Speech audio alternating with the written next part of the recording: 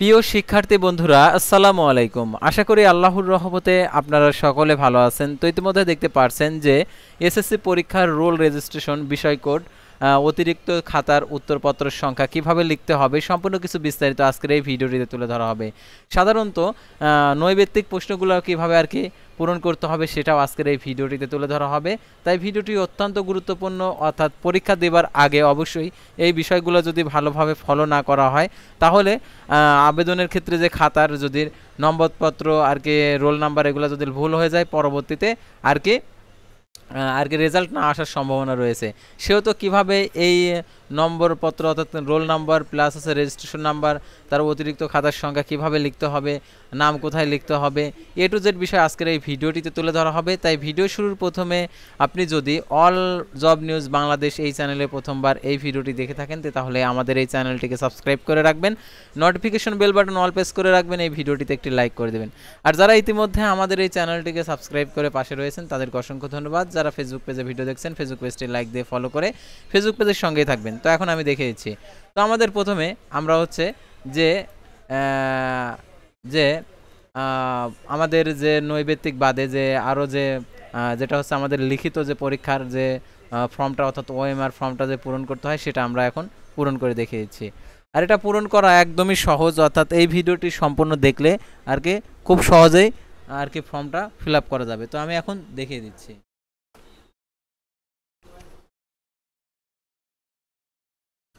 তো এখন এখানে লেখা রয়েছে পরীক্ষা রোল নাম্বার রেজিস্ট্রেশন নাম্বার বিষয় কোড অতিরিক্ত উত্তরপত্রের সংখ্যা, অর্থাৎ যদি খাতা যদি শেষ হয়ে যায় তখন যদি পেজ না হয় তাহলে কিভাবে পেজের নম্বরগুলো আর কি পূরণ করতে হবে সেটা এখন দেখে দিচ্ছি।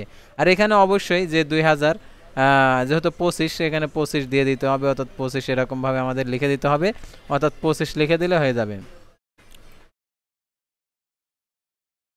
তো 25 তারপরে এখানে হচ্ছে ভরাট করতে হবে এসএসসি, অর্থাৎ যেহেতু এসএসসি পরীক্ষা এখানে এসএসসি এরকমভাবে বল পেন্ট কলম দিয়ে আর কি এটা হচ্ছে পূরণ করতে হবে। তো দেখতে পাচ্ছেন এইভাবে আর কি পূরণ করতে হবে।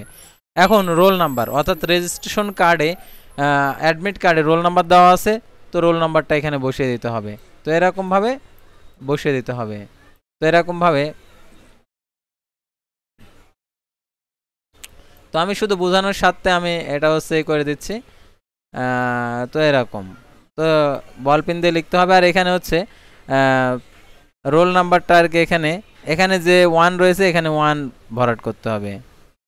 তো 1 আমি ভরাট করে দিচ্ছি। তারপরে এখানে হচ্ছে 5 রয়েছে, একদম নিচে দেখতে হয় 5 কোন ঘরে রয়েছে, 5। তারপর হচ্ছে 2, এখানে 2 পূরণ করতে হবে।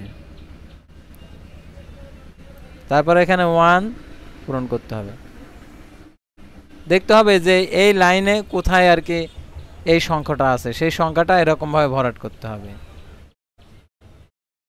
তারপরে এটা 3, তাহলে 3 পূরণ করতে হবে, মানে বৃত্তর ভিতরে করতে হবে। তো এরকম ভাবে এখন রেজিস্ট্রেশন নাম্বার পূরণ করতে হবে, রেজিস্ট্রেশন নাম্বার দিয়ে দিবেন।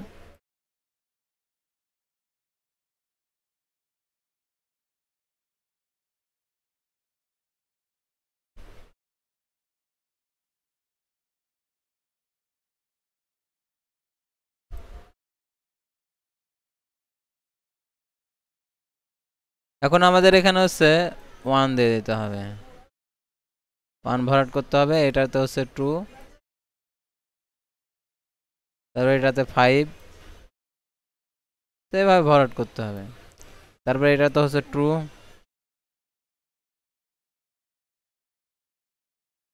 তারপর এটাতে 4, 4 কোথায় আছে, এই যে 4, এখানেও 4,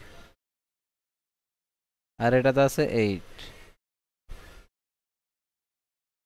এখানেও 8, তারপর এখানে 3, তো এগুলো ভরাট করতে হবে। এখন বিষয় কোড, অর্থাৎ বিষয় বলতে আপনি যে বিষয়ে পরীক্ষা দিচ্ছেন সেই বিষয়ের কোড। তো এখানে বিষয়ের কোডটা অবশ্যই যে বিষয় কোড রয়েছে প্রত্যেকটা সাবজেক্টের বিষয় কোড রয়েছে, তো বিষয় কোডটা দিয়ে দিতে হবে।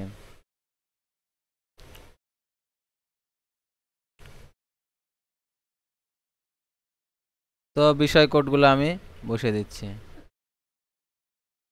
বিষয় কোডগুলো বসিয়ে দিচ্ছি। বিষয় কোডগুলো হচ্ছে বসিয়ে দিচ্ছি।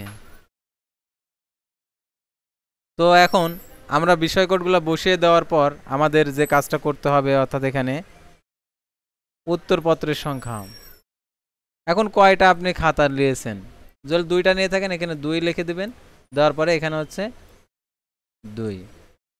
আর অতিরিক্ত খাতা নিলে পারে আর কি একটা কাজ করতে হবে, অর্থাৎ খাতার আর কি পেছনে যে স্বাক্ষর, ওই স্বাক্ষরটা এখানে দিয়ে নিতে হবে, মানে খাতার অপোজিট একদম লাস্ট পাতায় আর কি যে যিনি হচ্ছে এক্সামিনার রয়েছে তার স্বাক্ষরটা নিয়ে নিতে হবে।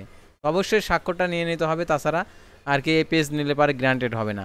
আর এখানে যেগুলো রয়েছে তো এগুলো আপনাদের পূরণ করতে হবে না, এটা হচ্ছে পরীক্ষক আর কি এটা হচ্ছে পূরণ করবে, এখানে পরীক্ষক, তো এগুলো আপনাদেরকে পূরণ করতে হবে না। তো কক্ষ পরিদর্শকের স্বাক্ষর, তো এগুলো আর কি পূরণ করতে হবে। তো এরপরে আমরা এখন এটা হয়ে গেল, এখন আমরা হচ্ছে এমসিকিউ অর্থাৎ নৈবেত্তিক অভিজ্ঞার যে এখানে রোল নাম্বার দিয়ে দিতে হবে, তো রোল নাম্বার দিয়ে দিলেন।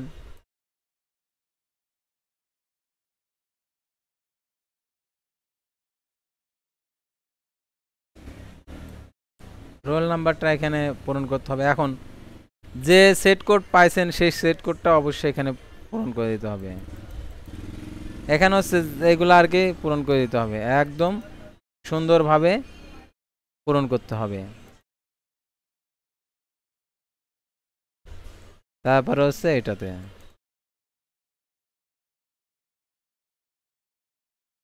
তো পূরণ হয়ে গেল। তো এইভাবে আর কি এই ওএমআর ফর্মটা পূরণ করতে হয়। তো আশা করি আপনারা বুঝতে পারছেন। তো পরবর্তী ভিডিওতে আবারও কোনো নতুন বিষয় নিয়ে আপনাদের সামনে হাজির হব।